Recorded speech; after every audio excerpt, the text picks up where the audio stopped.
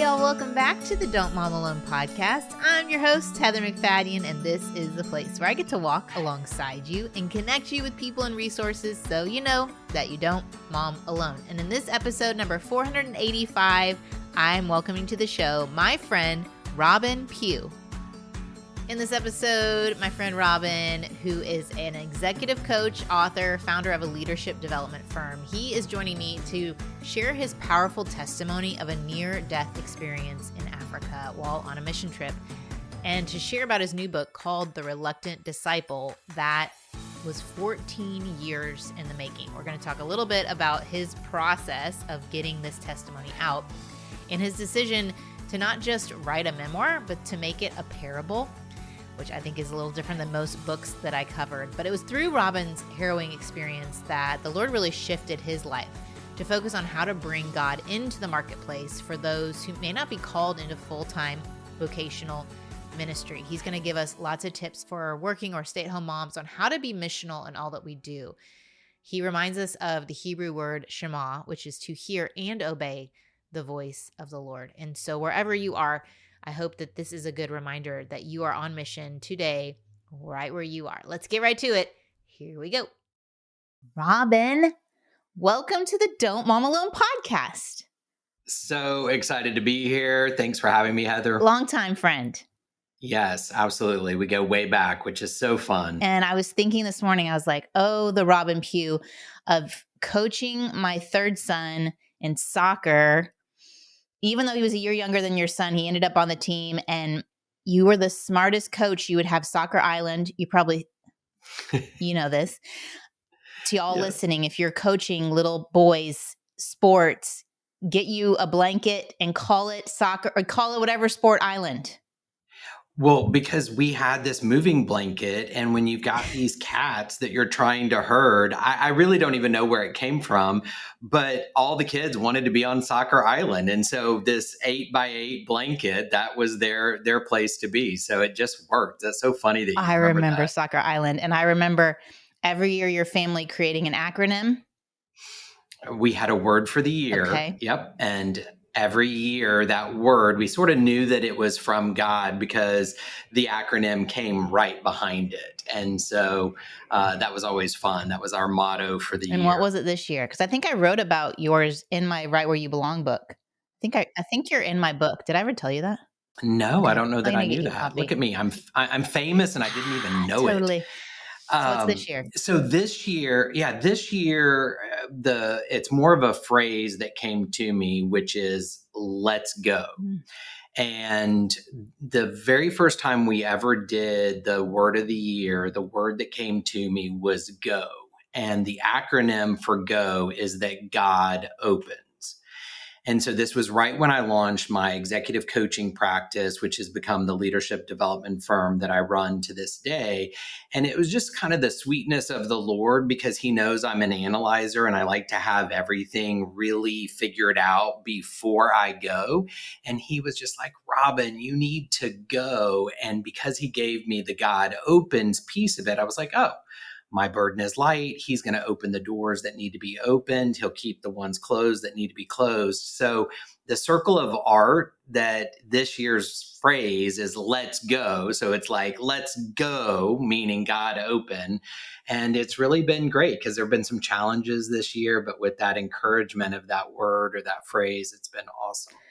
And even though you've been in process of writing this book, let's go. Let's get it out there. It's out in the world now. Yeah. It is. It's out in the wild. I had somebody text me a picture. They were sitting next to somebody on a plane and the person pulled the book out of their bag and they were like, oh my gosh, I have the same book.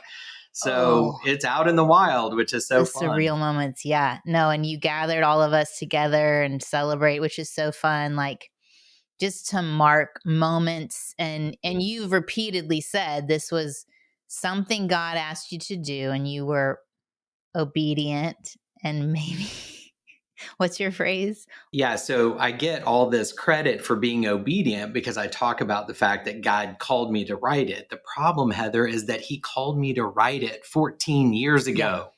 So I talk about the fact that I've been semi-disobedient to what he's been calling me to do.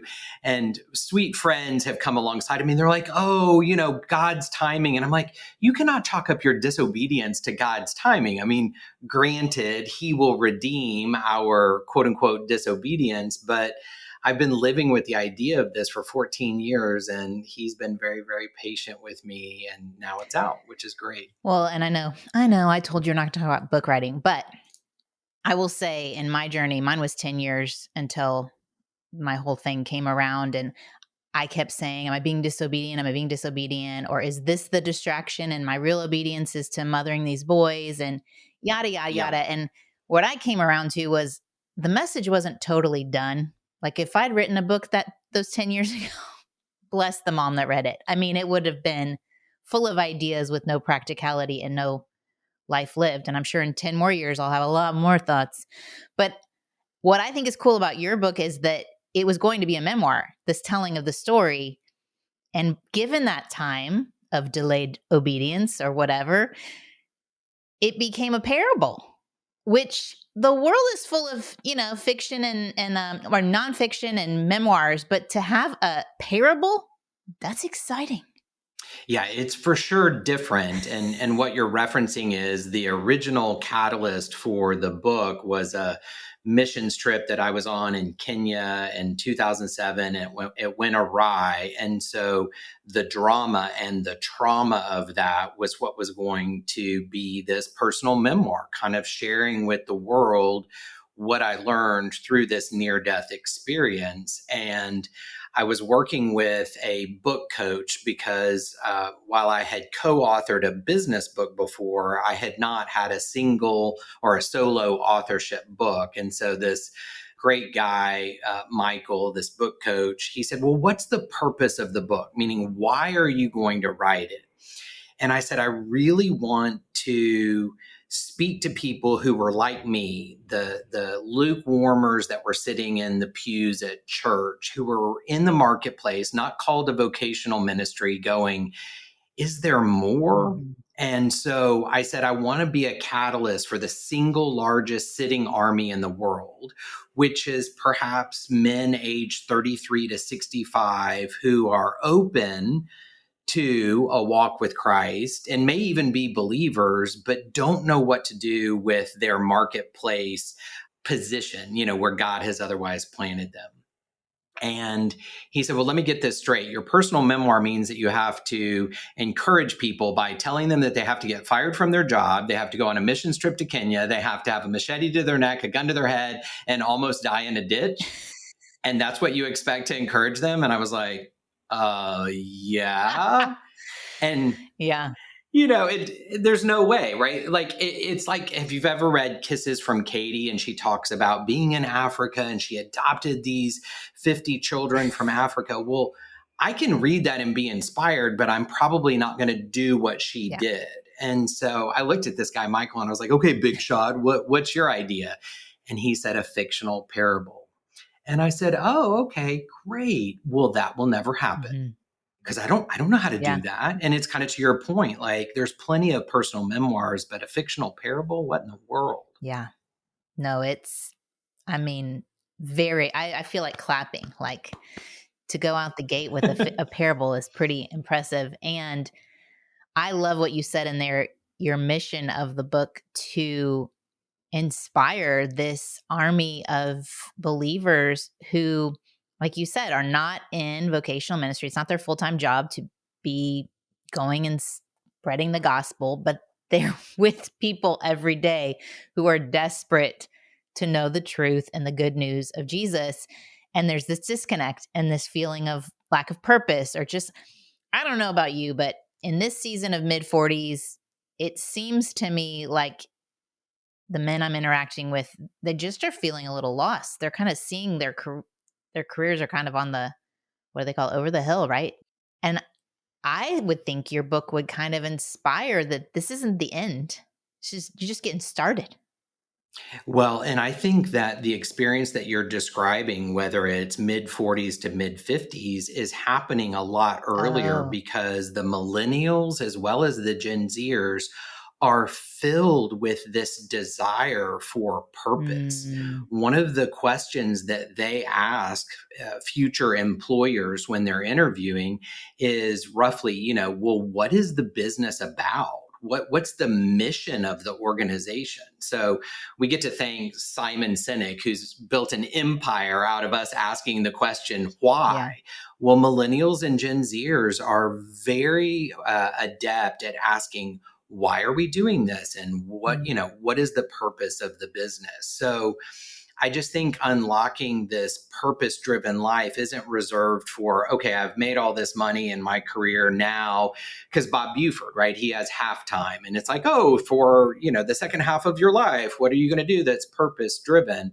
Well, no, it's really for the entirety of our life, because we know that one day we may not wake up, and that could be at 37, that could be at 44. In our sweet church, just in the past 6 months, we've lost 6 people age 44 and under.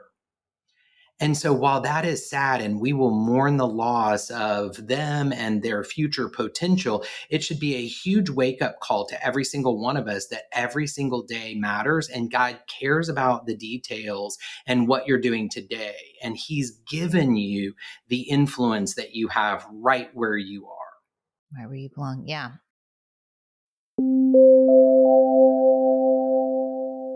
I have been a big fan of Lands' End since my boys were little. I knew the products would be quality, that they would make me look more put together than I felt like on the inside, and that I would be ready for every life's journey, whether it was the bags with the cute embroidered names for their Mother's Day out drop off, or me with a bigger bag version with our family's last name embroidered that I would take to the pool. I was a big fan of the swim dress, or even the swimwear for my boys that I could get matching swim shirts and swimsuits and they'd all look cute together.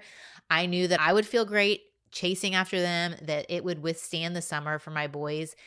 I love all of their products actually, as far as their versatility and their packability, and they're timeless really, and they all kind of work together. So their collection of products is the perfect one suitcase solution no matter where you're going.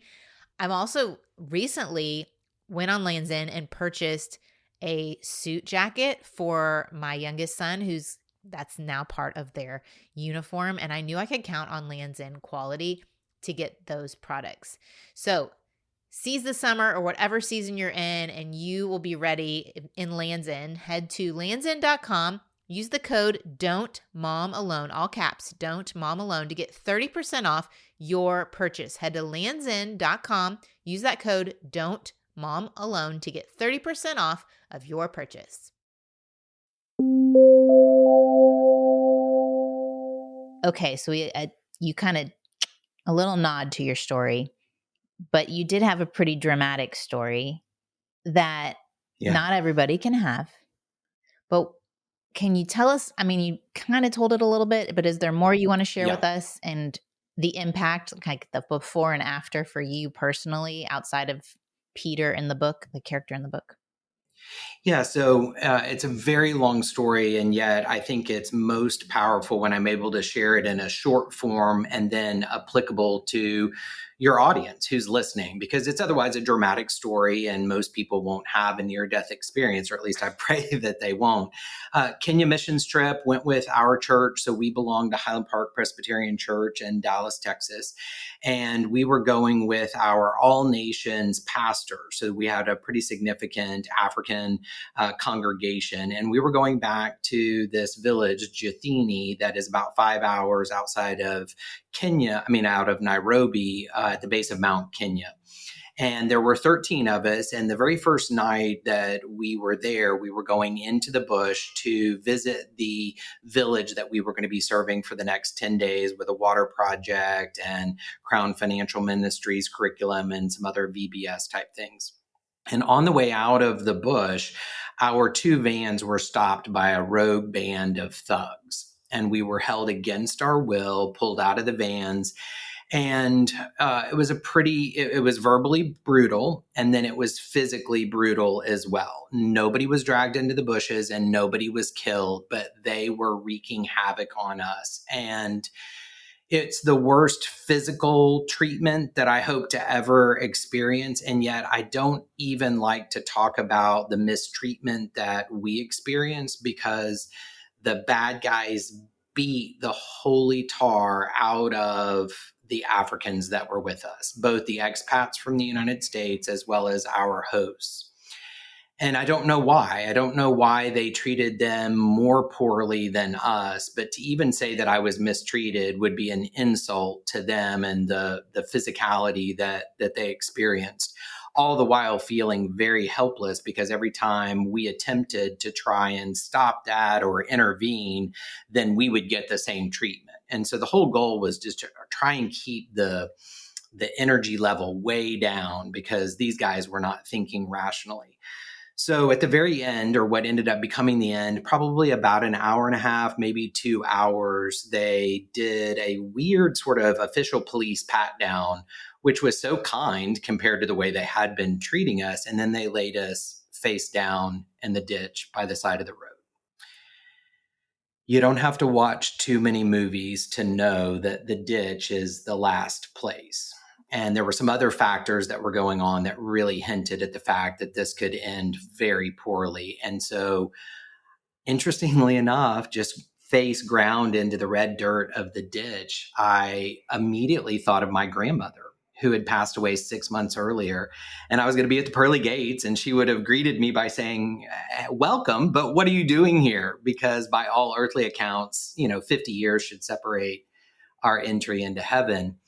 And then I realized, oh my gosh, if 13 people are dead or dying in a ditch by the side of the road in otherwise peaceful Kenya at the time, the whole world was going to know about it. So the 24-hour media cycle would really shine a light, and perhaps that light, God would use it to eradicate this evil that was holding us.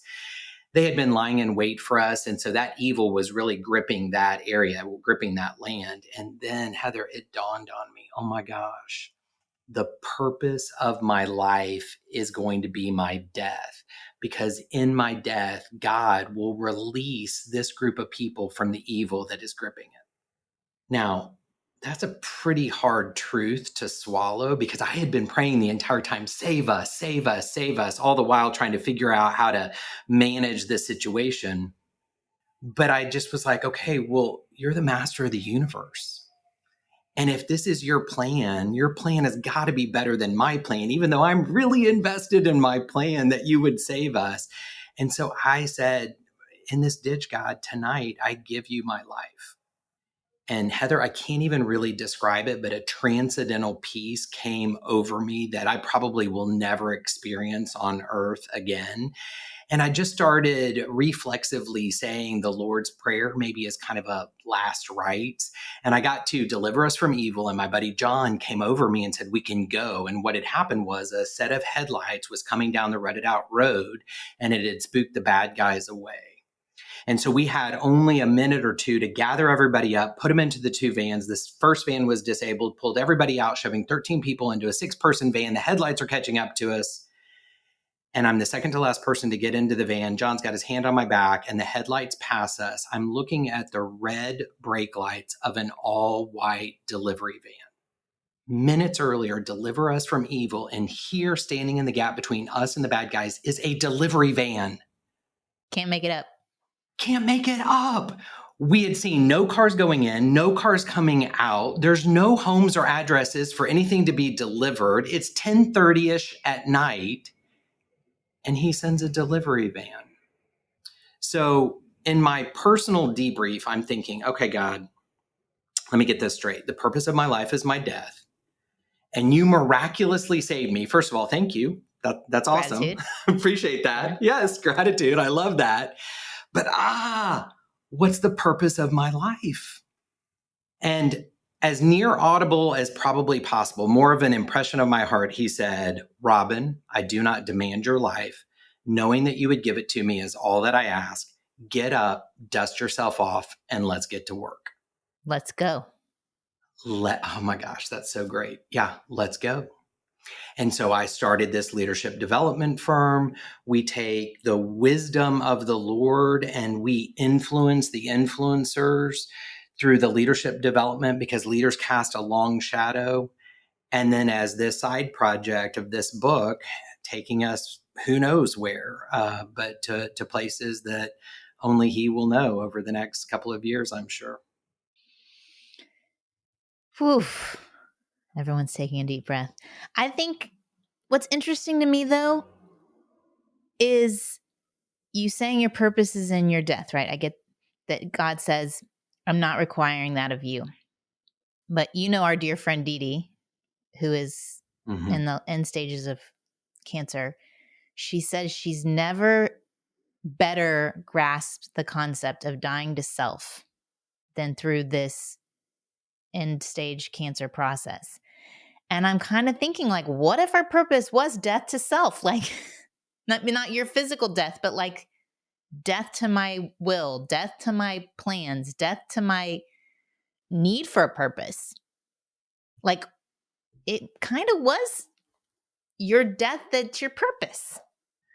So what's so fascinating about that angle, and just maybe we dedicate this whole episode to sweet Dee Dee, who's just done this process of her fatal, terminal cancer, so well, such a model. And as I reflect on just the time that I've had since the ditch, Yeah. is that I really died in the ditch that day. Mm-hmm.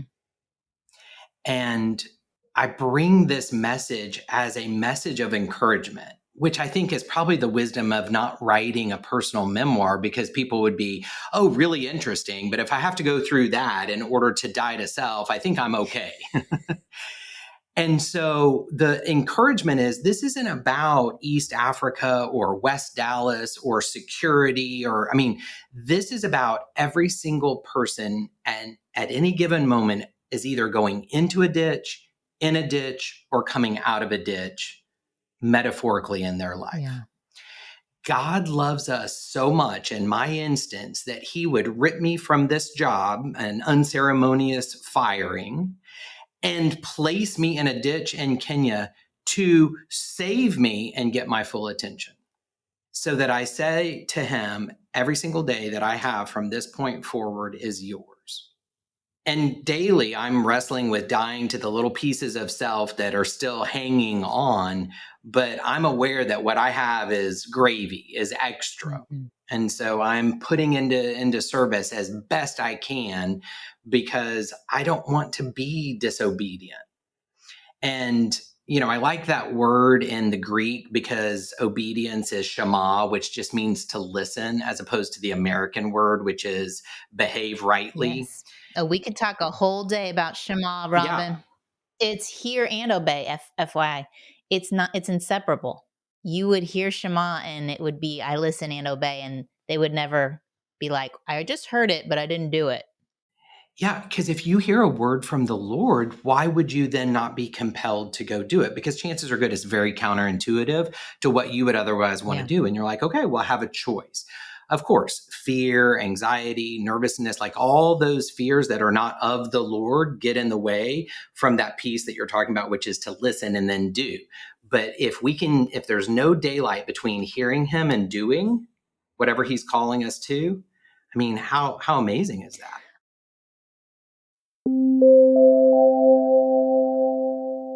This episode is sponsored by Greenlight. Now, with a college student, 2 high school students, and a middle schooler, one thing I can guarantee is that as your kids get older, they are going to become more independent from you, which means they will be away from you spending money more often than not. And one tool that my brother told me about, and I'm going to pass the good news on to you, is Greenlight. Greenlight is a debit card and a money app for families. So your kids can see on the app how money builds up in their account if you give them an allowance, or if you have a chore schedule where like they do this chore, they get this amount of money, whatever system works for your family. And then they can spend it and you can see where they're spending it. So if they buy 5 of their friends something at Starbucks, you can see and you can talk about it. It's so generous of them to do that, rather than just a credit card where you may not know how much money or where they're spending it in the moment. We have found it to be such a useful tool to teaching our kids about money.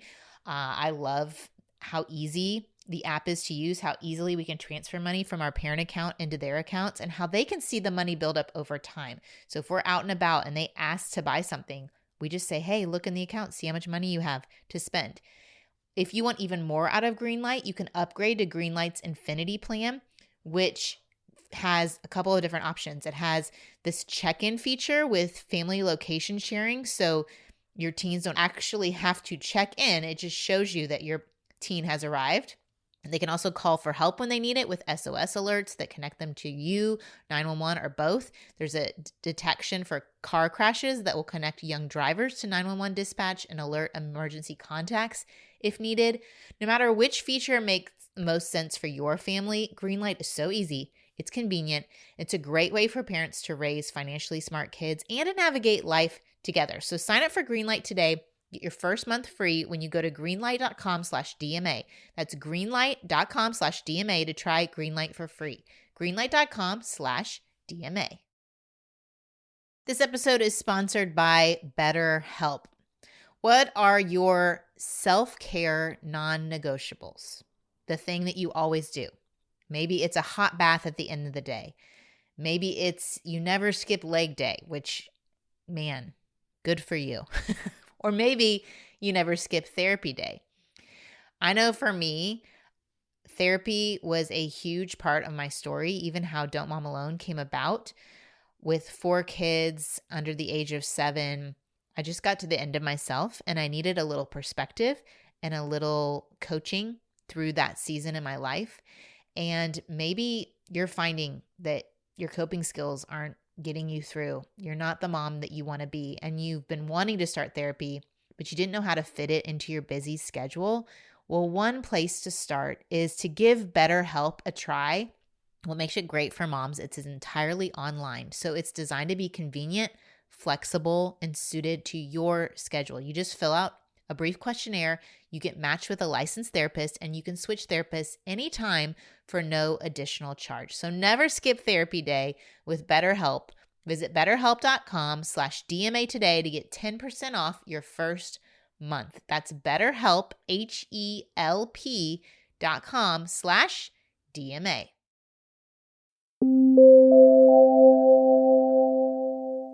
I want to address the moms in the room.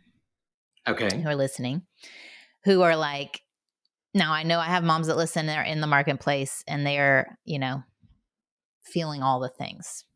They're feeling a lot of things. They let me know. But I also have moms who are home full time.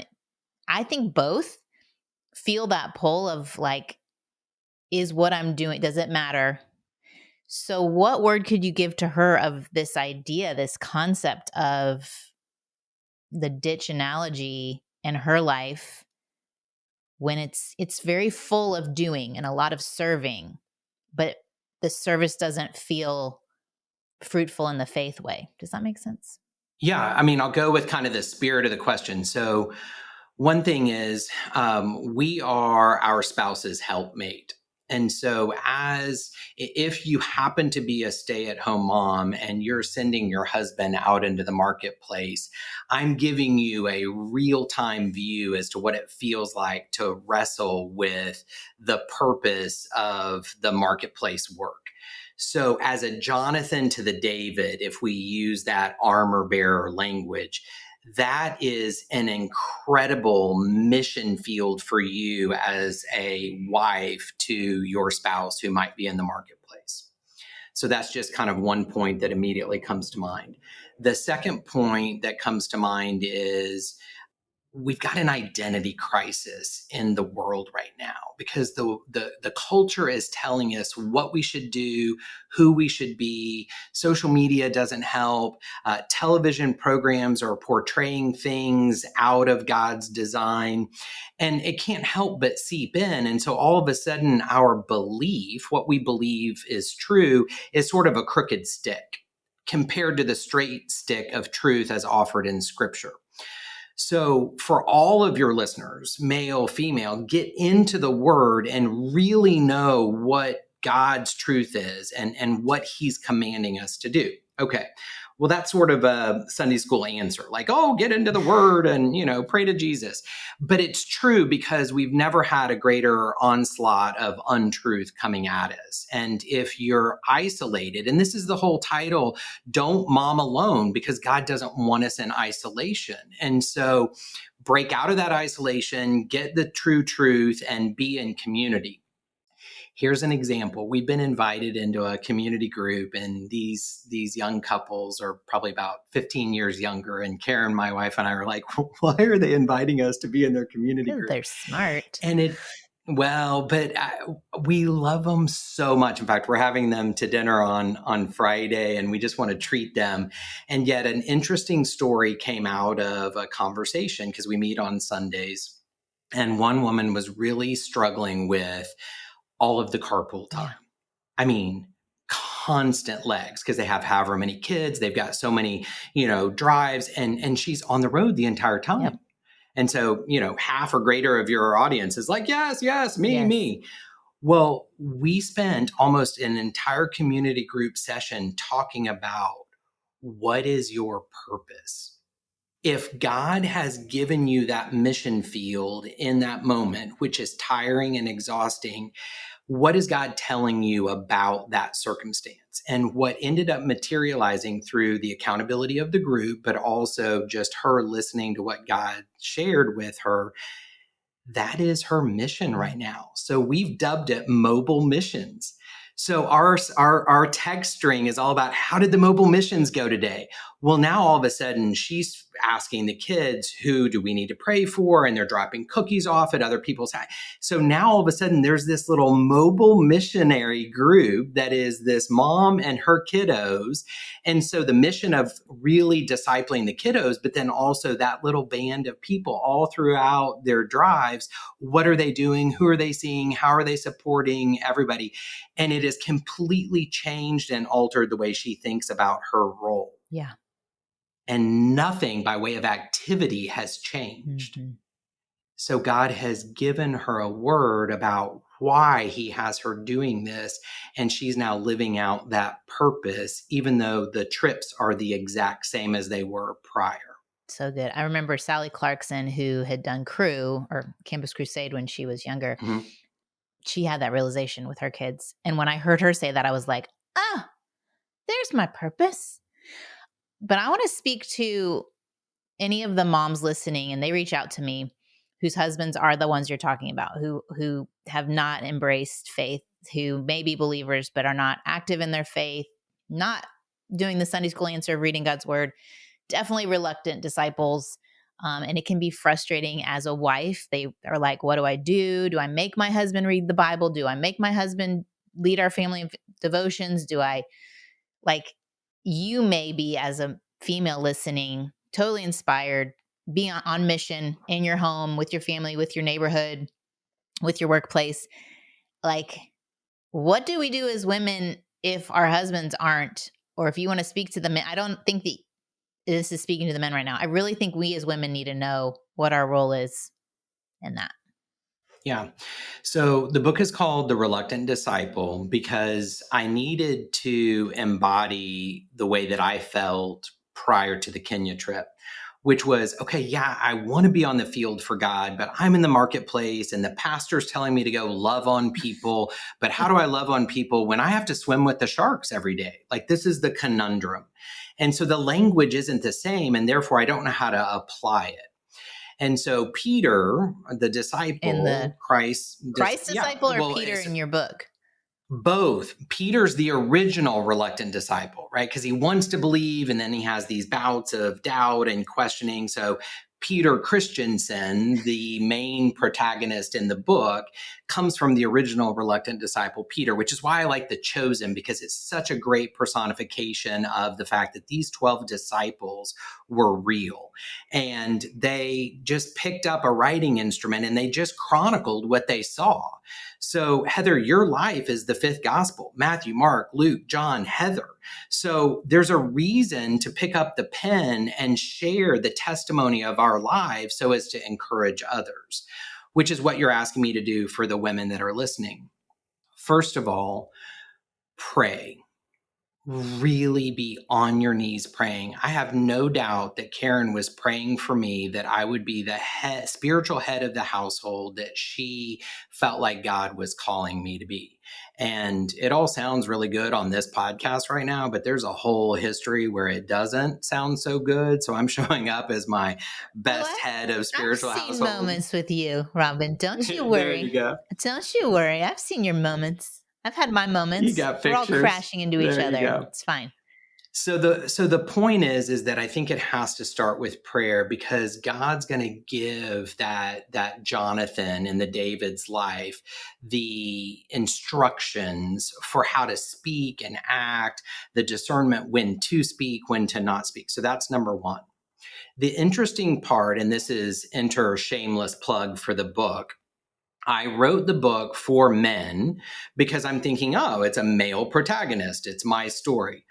The most surprising thing that has happened is that the women are voraciously reading it. This is not surprising to me. And I'm like, not surprising to me, but it wasn't your goal. And for it wasn't the original sort of intent. And here's what they say back to me. Number one, there are two good Samaritans that end up coming around Peter. So there's a 3-part conversation where Mary and Jim, the disciplers, are having these 6 conversations with Peter.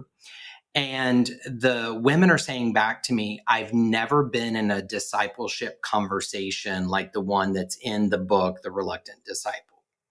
And so that is really helping them be asked the questions that they haven't been asked before, and also hear those play out in the conversation. The second piece is, you've given me an on-ramp, says the female leader, to now share my faith with other people in a way that isn't throwing a Bible at somebody. Because it's a fairly readable story that isn't slapping people in the face from a proselytizing standpoint. It just is really approachable. So I wrote it for men age 33 to 65 who are really saying, isn't there more to life? And the women who love them. Mm-hmm. So it may start out on their bedside table, the wives, and then it will work its way over to the bedside table of the men, and let it just sit there. And there may be dust on it, but God has a plan for your husband, plans to prosper him, to not harm him. And the Holy Spirit is a gentleman, and he will just gently tap on the shoulder of that husband. And you, the wife, have to decide whether or not you believe in God's timing or you don't. Mm-hmm. Because dying to the control of the situation is your job, while God's job is to go get the heart of the head of the household. And he may cause him to be fired, and he may cause him to be in a ditch. And those people around him who love him will be there when those things happen. Yeah, that's the terrifying part, right? Like, I don't want to be a part of the humbling. Okay.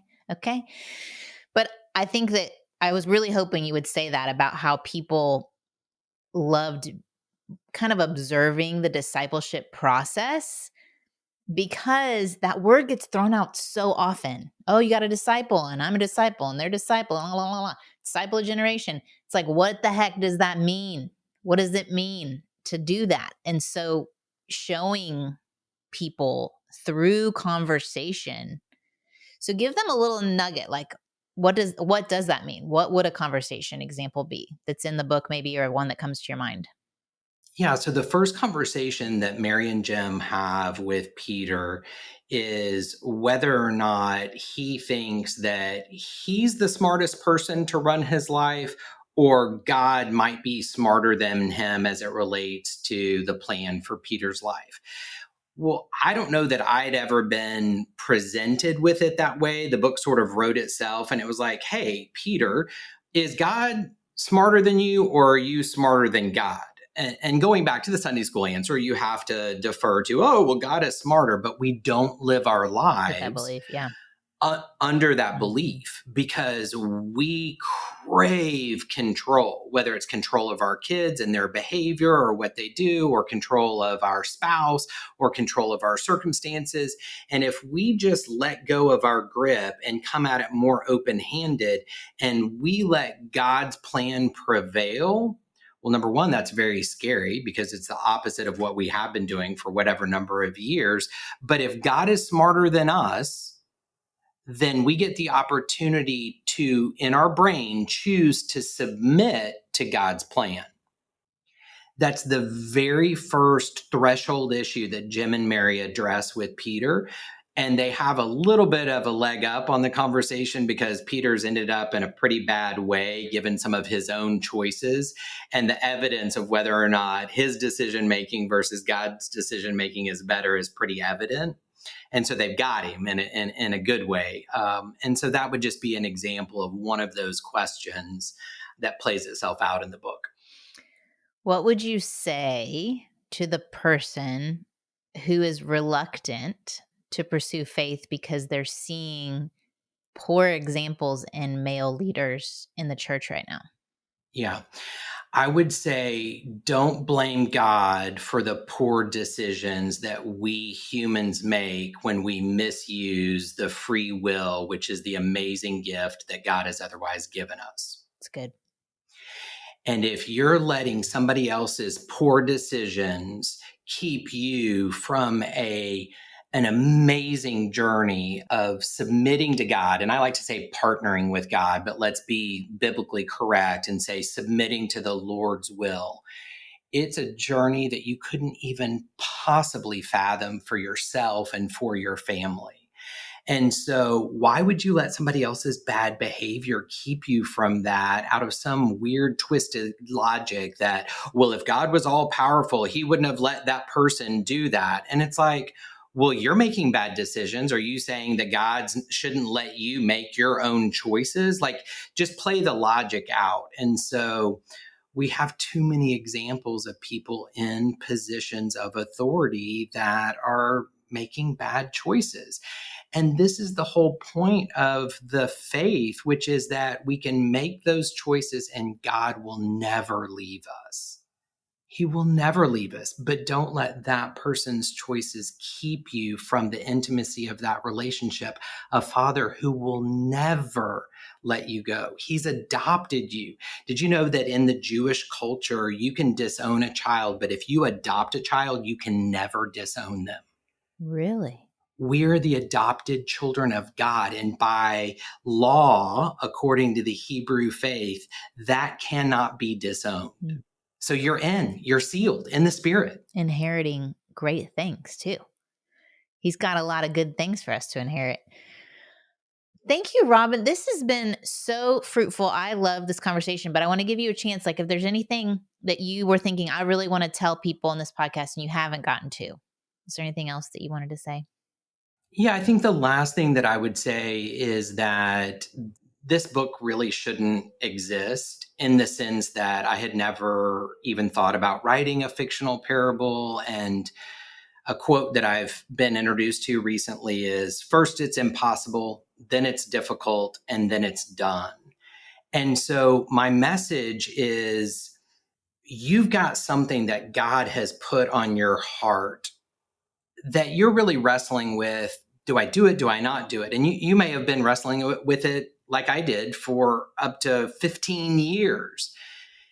If one person who listens to this podcast, as a result of the encouragement of the conversation that we've just had, takes a step forward to do something that they believe is impossible, that's amazing, because it is the impossible things that God wants us to go do, because out of our own inability to do it, he shows up and therefore he gets the glory. Yeah.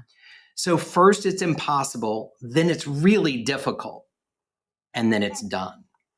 And so I didn't want to leave this planet without having written this book.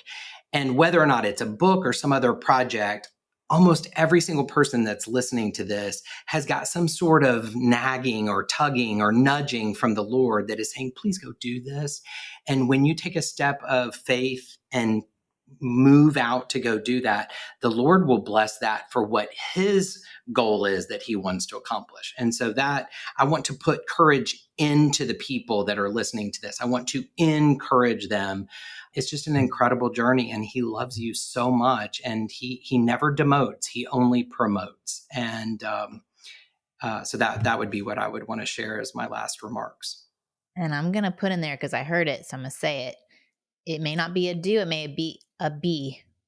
You're hearing God saying, and it's relational or it's personal, like he's asking you to be in a way. And so don't just put a column that's only project related. Like if God's prompting you in any way, follow that prompting. It's so good because we are human doings for sure. So I love that you're separating that out because we don't want to get misinterpreted that we're talking about making a task list. How are you going to be with your kids when you pick them up from the car? That was exactly what you said. It wasn't a new doing. It was the Lord's really prompting my heart on seeing my mission field, what's right in front of me, and how I show up, the get tos, to use the Pine Cove phrase, like, what do you get to do today? It's like, that was just a perspective shift, that you're walking with God in it. Take his hand. Let's go. Let's go. What does the LETS stand for? There's no acronym for it. It was just sort of like, let's go. And God just returned. God open. Okay. God opens. Okay. I like it. Let's do that. All right, everybody. You heard it. Let's go.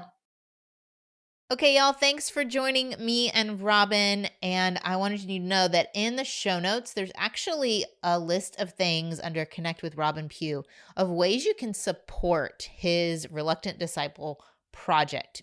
Whether you buy a book or two, write a review, post on social media. There's even a link to download discussion questions. If you want to get the book and discuss with your community group or a book club, this would be a great option.